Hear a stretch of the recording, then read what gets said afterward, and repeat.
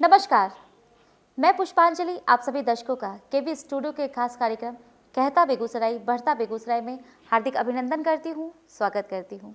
आज हमारे साथ मौजूद है बेगूसराय के मशहूर करण इंग्लिश ट्यूटोरियल के डायरेक्टर श्री राकेश कर्ण जी। तो आइए मिलते हैं राकेश सर से और जानते हैं इनकी कहानी, इनकी जुबानी।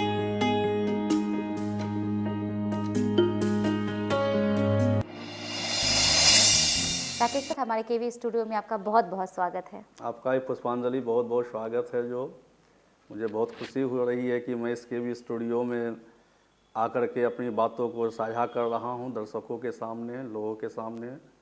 बहुत बहुत धन्यवाद आपका है। जो बहुत बहुत आभार सर। सर, मैं चाहूँगी कि आप हमारे दर्शकों को अपने बारे में संक्षिप्त परिचय दें। मेरा नाम राकेश कर्ण है। बाय प्रोफेशन मैं एक टीचर हूं। विगत 20 सालों से मैं बेगूसराय में एक अपना इंस्टीट्यूट चला रहा हूं, करना इंग्लिश ट्यूटोरियल के नाम से। जहां तक कि मेरा नेटिव विलेज समस्तीपुर के सरायरंजन प्रखंड के दामोदरपुर महुली गांव में है, लेकिन मेरा जन्म बेगूसराय में ही हुआ है। मेरे पिताजी बाजार समिति में मुंशी थे, तो मेरा जन्म बेगूसराय में हुआ है। यहीं मेरी पढ़ाई लिखाई हुई है, यहीं मैं पढ़ा, यहीं मैं पढ़ा रहा हूँ, यहीं बेगूसराय में मैं हूँ। तो सर, शिक्षा के क्षेत्र में आपका आगमन कैसे हुआ कि मुझे शिक्षण कार्य में ही जाना है? तो ये इसमें रुचि कैसे आई आपकी? देखिए, टीचर बनना न मेरा एम्बिशन था जी, न पैशन था। मैं बाय चांस भी नहीं कर सकता हूँ इसको।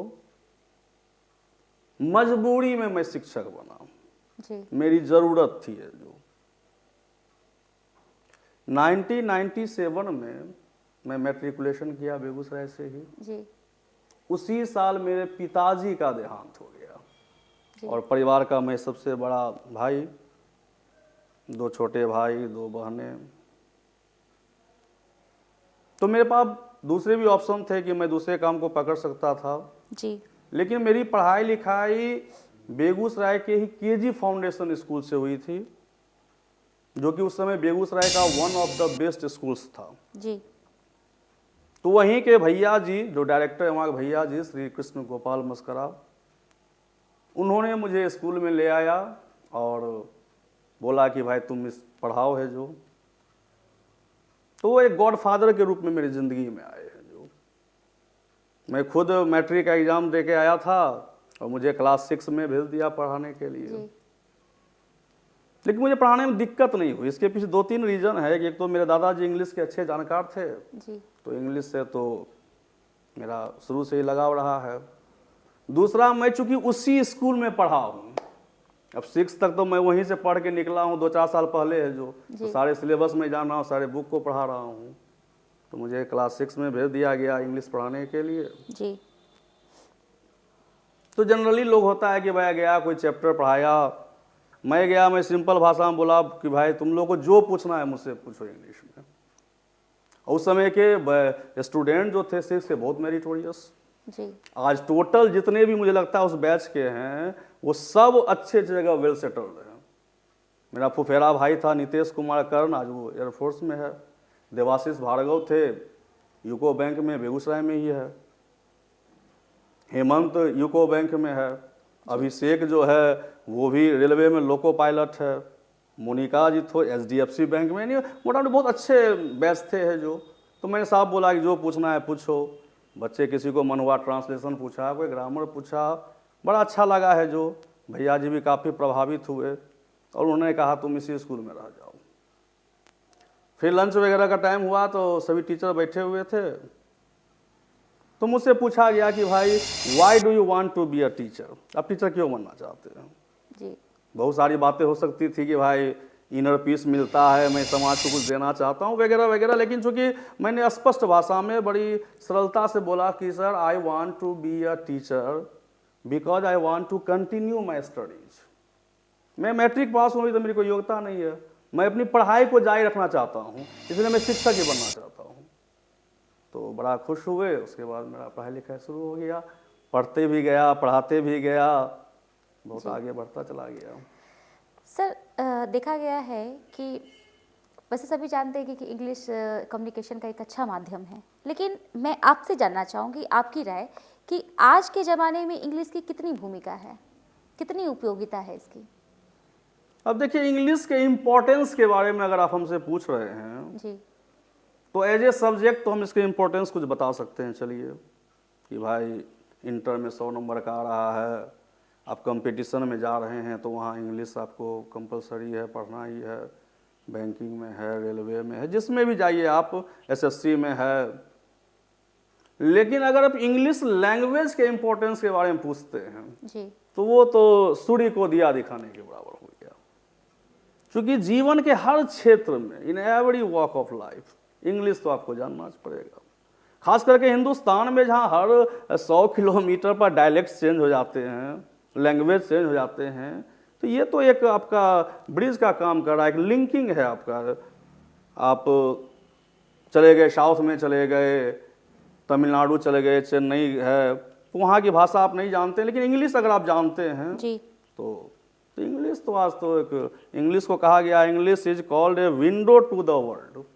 तो इंग्लिश के तो इम्पोर्टेंस के बारे में बताया नहीं जा सकता है। हर जगह इंग्लिश की ज़रूरत है। आप हायर एजुकेशन में जा रहे हैं, मैनेजमेंट में हैं, इंजीनियरिंग क्षेत्र में है, मेडिकल क्षेत्र में है, हर जगह इंग्लिश की आवश्यकता है। जी। तो सर देखा गया है कि स्पेशली बिहार बोर्ड के बच्चों में उनकी इंग्लिश काफ़ी वीक होती है, और हमारे दर्शक में काफ़ी मात्रा में युवा और छात्र जुड़े हुए हैं, तो इंग्लिश ठीक करने के क्या उपाय हैं? देखिए, इंग्लिश में कमज़ोर है ये बात तो सही है, लेकिन इस कमज़ोर को हम दूसरे सेंस में लेना चाहेंगे। इंग्लिश में वो कमज़ोर है क्योंकि वो इंग्लिश पढ़ते नहीं है जी। बस मेन रीज़न इसका यही है। ऐसा नहीं है कि हम उसे इंग्लिश पढ़ा देंगे तो वो नहीं समझेंगे, समझेंगे, लेकिन वो पढ़ नहीं रहे इसलिए कमज़ोर है। और सबसे बड़ी दिक्कत है कि बिहार में 10th तक इंग्लिश कंपलसरी नहीं है जी। बच्चों को लगता है कि भाई हम पढ़ेंगे भी तो ये तो स्कोरिंग है नहीं है, जो इसके तो मार्क्स जुटेंगे नहीं, वो इंग्लिश पर ध्यान नहीं देते हैं। और जब वो 11-12 में आते हैं तब तो उनके पास 100 नंबर का इंग्लिश पढ़ना है जी। तो लेकिन अब सवाल यहाँ ये उठता है कि पेरेंट्स को, गार्जियन को भी समझना चाहिए कि इंग्लिश कंपलसरी नहीं है, सिर्फ मैट्रिक तक कंपलसरी नहीं है जी, उसके आगे तो आपको इंग्लिश पढ़ना ही पड़ेगा। बिल्कुल। तो शुरू से ही आप इंग्लिश पर थोड़ा ध्यान दीजिए। अगर इंग्लिश पर आप ध्यान दीजिएगा, इंग्लिश बहुत अच्छी भाषा है, बहुत सरल भाषा है जी। कहीं कोई दिक्कत नहीं होगी। आप नहीं पढ़ते हैं इसको, आपको टफ लग रहा है, पढ़िएगा आसान लग जाएगा आपको। लेकिन सर मैंने देखा है कि बहुत सारे बच्चे हैं जो पढ़ लेते हैं, पढ़ना बहुत अच्छे से जानते हैं, लेकिन अगर जवाब देने की जहाँ तक बात आती है तो इंग्लिश में कम्युनिकेट नहीं कर पाते, स्पीकिंग उनकी बहुत वीक होती है। देखिए, सबसे बड़ी बात है कि किसी भी चीज़ को, किसी भी भाषा को बोलने के लिए इन्वायरमेंट का होना बहुत आवश्यक है। तो हेजिटेशन बच्चे में होते हैं जी। क्योंकि उनको माहौल मिल नहीं रहा है। भर दिन तो वो है जो हिंदी बोल रहे हैं, शुद्ध हिंदी भी नहीं बोल रहे हैं जी, जो। बिल्कुल। तो सबसे पहला काम हम लोग को करना है कि माहौल क्रिएट कीजिए। एनवायरनमेंट के लिए फर्स्ट सबसे है कि आपका फ्रेंड सर्कल, सबसे, क्योंकि फ्रेंड सर्कल में आप जो मन है आप बात कर सकते हैं, बहुत देर तक बात कर सकते हैं।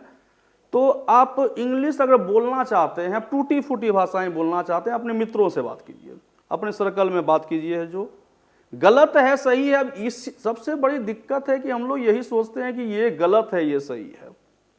अरे अलेक्जेंडर पोप साहब ने भी कहा है, टू आर इज ह्यूमन, गलती करना मनुष्य का स्वभाव है। गलती कीजिए ना, बोलिए, पर अब बोलना तो सीखिए।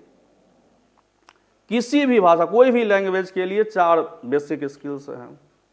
लिसनिंग, सुनिए पहले, उसके बाद स्पीकिंग, फिर रीडिंग, फिर राइटिंग। एक छोटा बच्चा जो 2-4 साल का है, जो ओ आ ABCD नहीं जानता है, फिर भी वो हिंदी में बोल रहा है कि मम्मी मुझे भूख लगी है, तो वो सुन करके बोल रहा है, उसको माहौल मिला है।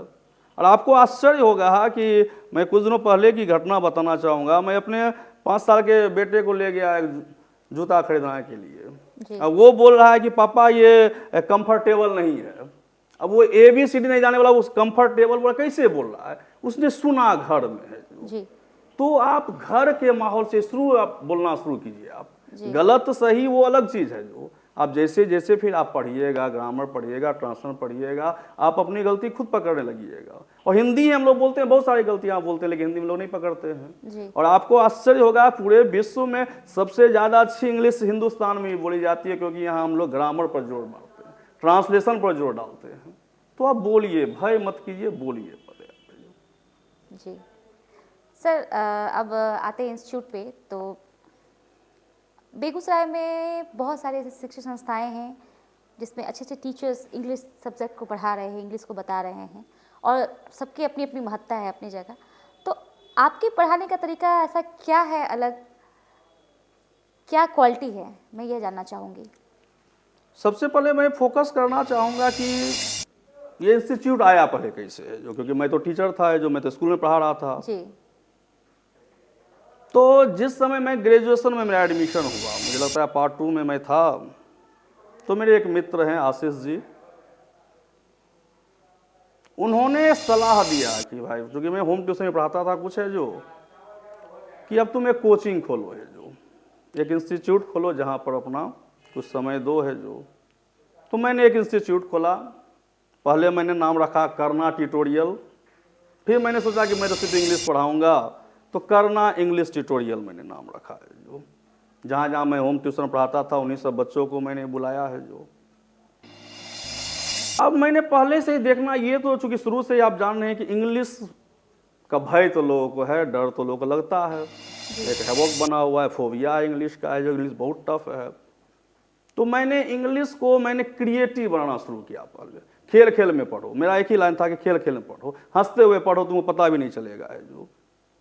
तो हम आशीष जी भी साथ में रहते थे और भी जो मित्र थे जी हम लोग बैठ के यही दिमाग लगाते थे किस प्रकार से बच्चों में इंटरेस्ट जगाना है।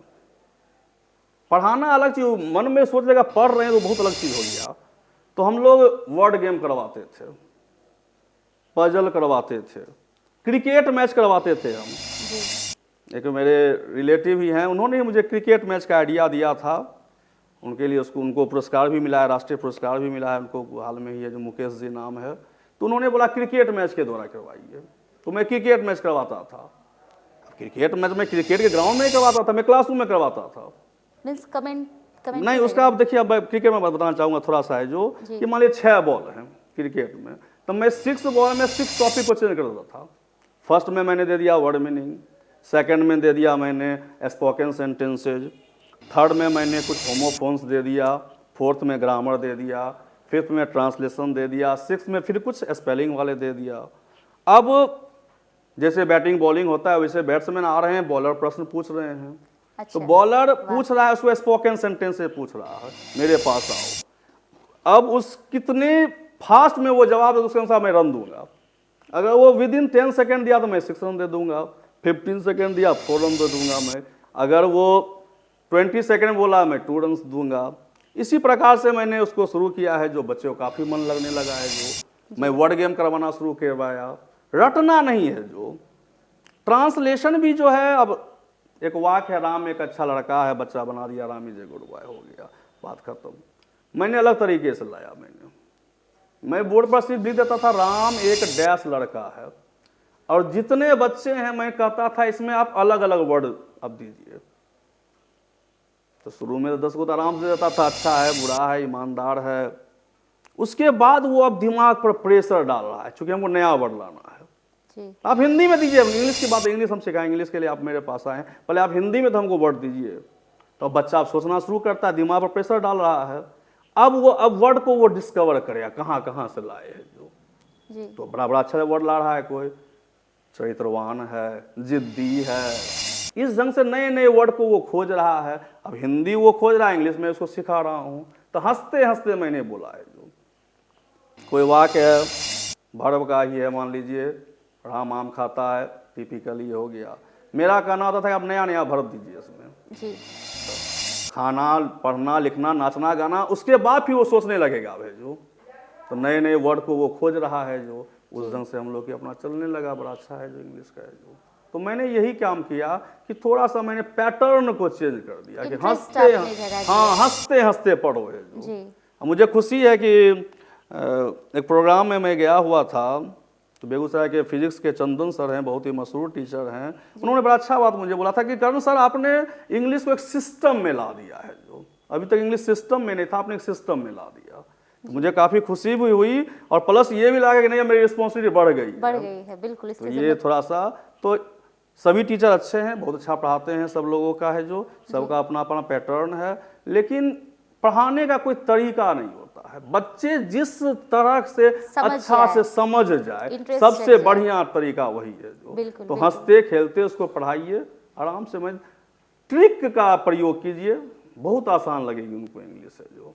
अब बच्चा फर्स्ट डे मेरे पास आए और उसको मैं लंबा वाक दे दूं, छब्बू के छप्पर पर 6 दिनों से 6 चुछुंदर चुचवा रहे थे, वो तो डर जाएगा इतना कि जीवन में सोचेगा बाप रे इंग्लिश तो इतना भारी है कि हम पढ़ेंगे ही नहीं। तो पहले धीरे धीरे धीरे धीरे उसको लाइए, बच्चे में टैलेंट है, उस टैलेंट को डिस्कवर करना है उनको जी। बस यही सबसे बड़ा। तो मैं यही प्रयास करता हूँ कि बच्चे को थोड़ा सा क्रिएटिव बनाऊं। बिल्कुल होना भी चाहिए, जब तक क्रिएटिव नहीं बनेंगे तब तक वो तब तक हाँ, तब तक तो वो फिर वही टिपिकली वही राम राम खाता है, बस वो हो गया। हाँ बस। सर मैंने एक चीज़ नोटिस किया है कि मैंने देखा है, स्पेशली बेगूसराय में भी देखा है कि अच्छा बोलते हैं, अच्छा लिखते हैं, कम्युनिकेशन उनका अच्छा है, बट उच्चारण की जहाँ तक बात की जाए तो उच्चारण जो होना चाहिए, अब मैंने हॉनेस्ट, ऑनेस्ट, आनेस्ट, ये जो उच्चारण है वो कहीं ना कहीं इंग्लिश स्पीकिंग को कहीं ना कहीं स्तर उसका नीचे गिरा देता है, तो इसको ठीक करने के लिए क्या करना होगा? अब इंग्लिश में प्रोनाउंसिएशन तो एक है बात सोचने वाली है जो जी, चूंकि इंग्लिश जो ये आप लैंग्वेज जो इंग्लिश है, इंग्लिश को कहा गया बोरोइंग लैंग्वेज, यानी विभिन्न भाषाओं को इसमें मिश्रण है। एक ही लेटर कहीं कुछ प्रोनाउंसिएशन ले रहा है, कहीं कुछ ले रहा है। अगर एक CH का हम लेते हैं तो बेंच में वो चौ बन रहा है, मोनार्क बोलते हैं क बन रहा है, पैराशूट में शौ बन रहा है, तो ये तो समस्या है, इसमें तो कहीं कोई बात नहीं है जो जी। लेकिन अब इसको हम दूर कैसे करेंगे, प्रश्न ये है जो। तो सब एक ही चीज उसका उपाय है। पहले हम लोग के समय में क्या होता था, रीडिंग होता था, याद कीजिए आप भी जी, बिल्कुल। अब वो रीडिंग समाप्त हो गई है। रीडिंग होता था, राइटिंग होता था। तो रीडिंग जब वो एक बच्चे पढ़ रहे हैं, बाकी बच्चे किताब देख रहे हैं, टीचर सुन रहे हैं, तो वहाँ जो वो प्रोनाउंसिएशन गलत कर रहे हैं, वहाँ उनको समझाते थे ये ऐसे नहीं ऐसे पढ़ो है जो। अब वो है नहीं है जो। तो प्रोनाउंसिएशन ठीक करने का एक ही उपाय है, आप खूब बोलिए। लोग जो समझदार हैं इंग्लिश के, आप उनके सामने बोलिए, वो आपको पॉइंट आउट करेंगे। डिक्शनरी का इस्तेमाल कीजिए। और इंग्लिश में तो प्रोनाउंसिएशन में चूंकि अब देखिए एक ही सुनामी वर्ड है, टी से शुरू हो रहा है, वो वहाँ टी साइलेंट है, क्योंकि ये सुनामी अब ये जापान की भाषा है, जापानीज लैंग्वेज से आया हुआ है जी जी। या आप कॉलेज में आप जाइएगा साइकोलॉजी पढ़िएगा, साइकोलॉजी पी से शुरू हो रहा है, वो साइकोलॉजी ग्रीक शब्द का है जो। तो ये आप समझ लिए, थोड़ा सा तो मेहनत आपको इस पर करना पड़ेगा। और दूसरी बात, आज हम नया अब हम लोग क्या देख रहे हैं कि लोग अब ब्रिटिश इंग्लिश और अमेरिकन इंग्लिश में फर्क नहीं समझ रहे हैं जी। हिंदुस्तान ब्रिटिश शासन के अंतर्गत था, हम लोग गुलाम थे ब्रिटिश, तो हम लोग ब्रिटिश इंग्लिश को फॉलो किए। लेकिन जैसे जैसे कंप्यूटर इंटरनेट आते गया, अमेरिकन इंग्लिश भी आने लगा जी। अब बच्चे कंफ्यूजन में आ जाते हैं। जैसे मैं बोल रहा हूं डांस, अमेरिकन में उसको बोला जा रहा है डांस। अब बच्चे को ये लग रहा है डांस सही है कि डांस सही है। तो सबसे पहले आप इसको समझिए, ग्रामर, लेकिन वहां ग्रामर, वहां रॉ है ही नहीं वहां पर, क्योंकि वो रॉ के बाद अगर कोई वॉवेल की मात्रा आएगी तो रॉ का प्रोनाउंसिएशन होगा। क्रिकेट हम लोग बोल रहे हैं, वहां क्रिकेट बोला जा रहा है अमेरिकन में। तो सबसे पहले तो मैं तो तमाम स्टूडेंट्स को बोलना चाहूंगा कि आप पहले ब्रिटिश इंग्लिश समझिए, पहले वो बड़ी आसान है। जब वो आप समझ गए उसके बाद आप अमेरिकन पढ़ाइए, वरना एक तो पहले से कंफ्यूजन है आपको, उसके बाद आप अलग कंफ्यूजन ले लीजिएगा तो बड़ा समस्या हो जाएगा, दलदल में फंसने जैसा हो जाएगा। इसीलिए पहले आप ब्रिटिश इंग्लिश को फॉलो कीजिए, उसको समझिए बढ़िया से, फिर आप अमेरिकन इंग्लिश पढ़ाइए जी। तो इसी ढंग से हम लोग प्रोनाउंसिएशन ठीक कर सकते हैं। बहुत सही कहा आपने सर। लैंग्वेज को पहले समझना होगा। रीडिंग, क्योंकि मैं भी जब छोटी थी तो देखती थी, अभी भी याद है कि 1 पेज राइटिंग लिखना और खड़े होके उसको पढ़ना है, हिंदी में इंग्लिश में रीडिंग लगाना, वो वाकई आज उस चीज़ का बहुत ये लगता है कि नहीं, आज हमें भी श में कितना क्या समझना अंतर है? पड़ेगा कि तालब श है, ये मूर्धन्य स है, मूर्धन्य ये श दंत है। स है जो। जी सर, अभी हाल में फरवरी में मैट्रिक और इंटर के एग्ज़ाम्स होने जा रहे हैं, तो मैं चाहूँगी कि आप जो बच्चे का पेपर है उनको कुछ बताएं। देखिए, मैट्रिक के बारे में तो अधिक बताऊंगा नहीं, क्योंकि मैं मैट्रिक के स्टूडेंट्स को पढ़ाता नहीं हूँ, क्योंकि इंग्लिश कंपलसरी है नहीं, तो बच्चे भी उतना उसको फोकस करते नहीं हैं।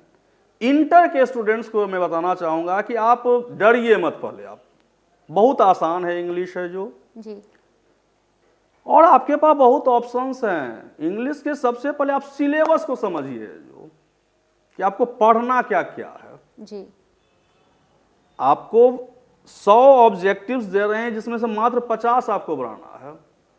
तो आप जिस पर एकदम है कि भाई ये मेरा एकदम करेक्ट है, पहले आप उसको बनाइए है जो। और तो और आपको डिस्क्रिप्टिव में भी ऑब्जेक्टिव ही है। जी ऐसे आपका 8 मार्क्स का पूछ रहा है। पिछले साल कोरोना की आप समस्या सब लोग हम लोग जान रहे हैं, तो मुझे तो लगता है इस साल कोविड-19 पर ऐसे आएगा ही आएगा। बिल्कुल। और मॉडल सेट जो जारी किए हैं बिहार बोर्ड, उसमें भी है, तो ये कोविड-19 को देख लीजिए। लेटर एप्लीकेशन दोनों आएगा, लेकिन लिखना आपको एक ही है। तो आप पहले सोच रहे हैं, आपको लेटर लिखना है, एप्लीकेशन लिखना है, जिसपे एप्लीकेशन, आपका कमांड हो। हाँ, तो उसको आप है जो तैयारी कीजिए उसका बढ़िया से है जी जो। पोएट्स नेम याद कर लीजिए, राइटर्स नेम याद कर लीजिए, और याद नहीं कीजिए, मेरी आदत है कि मैं ट्रिक पर ध्यान देता हूँ। जब बच्चे को मैं जब पोएट्स नेम याद करवाता हूँ, तो मैं सबको बताऊँ ट्रिक, एक जो चैप्टर का नाम है उसके राइटर नाम से कुछ एक तालमेल बनाओ है जो। जिसे कहा मैं बताना चाहूँगा आपको, पहला चैप्टर जो है sweetest love I don't go, जी जॉन डॉन साहब हैं उसके राइटर है जो। तब रटिए, उसको रटने की क्या ज़रूरत है। तो मैं उसे कहानी सुनाता हूँ जो, कि बाबा तुम लोग फिल्म देखे होगे मैं तेरा हीरो, बहुत वरुण धवन की अच्छी फिल्म है जो। जी तो एक डॉन की बेटी को वरुण धवन से प्रेम हो जाता है, वरुण धवन को वो उठवा लेती है जो। तो वरुण धवन को जिससे प्रेम था उसको लगता है कि ये तो मुझे धोखा दे दिया। तो वरुण धवन उसे बोल रहा है कि मैं नहीं कहीं जाता हूँ, मुझे डॉन ने उठवा लिया है। तो आप उसी को पकड़िए। तो मैं उसको बता, ऐसे याद कर लो कि वरुण धवन बोल रहा है sweetest love I don't go, मधुरतम प्यार मैं नहीं जाता हूँ, मुझे डॉन ने उठा लिया है। तो जॉन डॉन, आपका डॉन वर्ड मिल गया, आप तुरंत उसको वहां पर आपको वैसे भी आपको मिलान करना है, मैच करना है, तुरंत मिल जाएगा। वाह माय ग्रैंड मदर्स हाउस है, कमला दास जी उसके राइटर हैं। तो मैं सीधे बोलता हूं कि जब तक एग्जाम है तब तक एक ही लाइन याद रखो है जो, कि मेरी दादी का नाम कमला दास है। जब एग्जाम हो जाए भूल जाना, फिर दो तुम्हारी दादी का नाम याद रखना, लेकिन एग्जाम तक याद रखो कि मेरी दादी का नाम कमला दास है। तो ऑटोमेटिकली आप जब ट्रिक पर पढ़िएगा कहीं कोई दिक्कत ही नहीं होगा आपको। बिल्कुल बिल्कुल, बहुत इजी ट्रिक से बहुत बस आसान उससे, हो हाँ, जाता उसको है। आप हमेशा वो ध्यान में रहेगा कि, तो उसको रटने की जरूरत नहीं होगी। जी। तो मैं ये इसी पैटर्न पर मैं फॉलो करवाता हूँ बच्चे को। सर एक चीज़ मैं पूछना चाहूँगी कि आपके ज़माने की जो पढ़ाई थी और आज जो पढ़ाई है, कितना दोनों में अंतर है? नहीं, अब तो बहुत अंतर आ गया है। पहले की पढ़ाई और अब की पढ़ाई में बहुत अंतर आ गया है। जी पहले के टीचर में भी आज के टीचर में भी अंतर आया है। पहले के विद्यार्थी फोकस्ड ज़्यादा थे, इस चीज़ को समझिए। वो डिटरमाइंड थे कि मुझे कुछ करना है। चूँकि उनके पास लीजर समय जब बचता था तो भी वो थोड़ा बहुत इधर उधर किए, पढ़ाई लिखाई किए। अब तो मोबाइल का ज़माना है, तो जी ठीक है, आप थोड़ा बहुत देखिए, सोशल मीडिया पर एक्टिव रहिए, बहुत अच्छी बात है, मैं निगेटिव नहीं मानूंगा। लेकिन अब आश्चर्य तो ये लगता है कि बच्चे 1 घंटा पढ़ने के लिए आते हैं, और अगर मैं 5 मिनट की क्लास से बाहर चला जाऊं तो उस समय भी उनके हाथ में मोबाइल निकल मोबाइल जाता निकलता है। है, बिल्कुल। तो ये थोड़ा सा दिक्कत है। टैलेंट है, पहले ज़्यादा टैलेंट है, एक्टिविटीज लेकिन एक्चुअली अब ज़्यादा है थोड़ा सा उस टैलेंट को डिस्कवर नहीं कर पा रहे हैं, सही दिशा में लगा नहीं रहे हैं। Labour never goes in vain, हम लोग पढ़े थे कि जी। मेहनत बेकार नहीं जाती है, लेकिन अब labour in the right direction never goes in vain, सही दिशा में भी तो आप मेहनत कीजिए। आप है जो, जी अब मुझे बरौनी जाना है तो मैं वेस्ट की तरफ जाऊंगा, अब मैं ईस्ट की तरफ जा रहा हूँ, मोटरसाइकिल में 60-80 किलोमीटर की रफ्तार से चला रहा हूँ, तो मुझे लगेगा मैं तुरंत पहुँच जाऊँगा, लेकिन मैं तो डेस्टिनेशन दूर होता जा रहा हूँ, क्योंकि डायरेक्शन मेरा गलत है जो। तो अब पढ़ाई में थोड़ा सा अंतर आ चुका है। थोड़ा सा हम लोग को पुराने तरीक़ों को समझना पड़ेगा।